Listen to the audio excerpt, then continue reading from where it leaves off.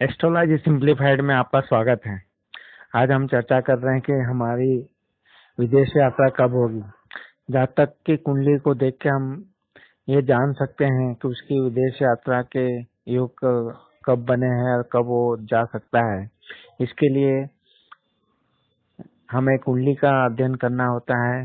कुंडली के लिए नवम भाव बहुत जरूरी है। उसके साथ साथ में द्वादश भाव नवम से चतुर्थ होने से समुद्र पार की यात्राओं के बारे में बताता है, तथा नवम द्वादश भाव में चर राशि हो, उनके स्वामी भी चर राशि में हो तो विदेश यात्रा का योग बन जाता है।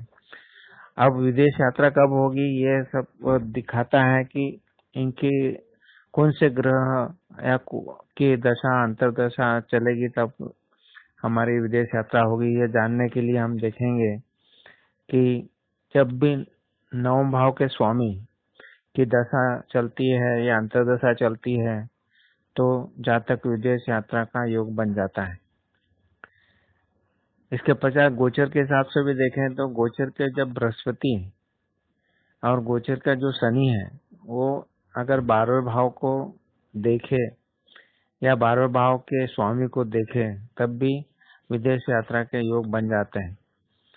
अगर तीसरा भाव, दूसरा भाव, 9वां भाव और 12वां भाव, यहाँ पे अगर जो ग्रह बैठते हैं उनकी भी अगर दशा अंतरदशा जब चलती है तथा उन भावों के स्वामी की भी अगर दशाएं अंतरदशाएं चलती हैं तो जातक विदेश यात्रा करता है।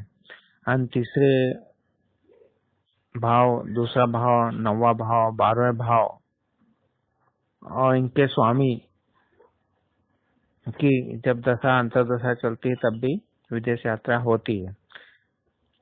इस तरह हमने देखा कि विदेश यात्रा के जो भाव हैं, तीसरे, दूसरे, 9वें और 12वें भाव, तो इनका आपसी संबंध भी बनता है ग्रहों के हिसाब से और उनके स्वामियों के हिसाब से और ऊपर बताए गोचर के हिसाब से।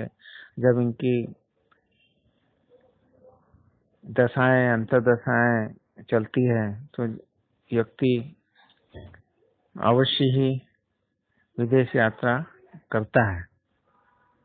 यदि 12वें भाव का स्वामी बलवान हो और तीसरे 9वें भाव में बैठा हो और 9वें भाव को देख रहा हो तो ऐसी स्थिति में 12वें भाव के स्वामी की दशा अंतरदशा में जातक विदेश जाता है। विभिन्न प्रकार के जो ऊपर जो योग बताए हैं,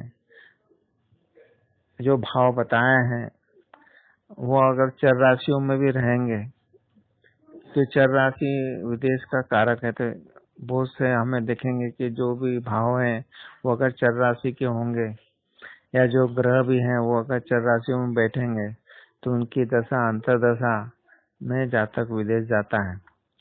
इस प्रकार हम कुंडली से दशा अंतरदशाओं को जानकर हम विदेश की यात्रा कर सकते हैं। धन्यवाद।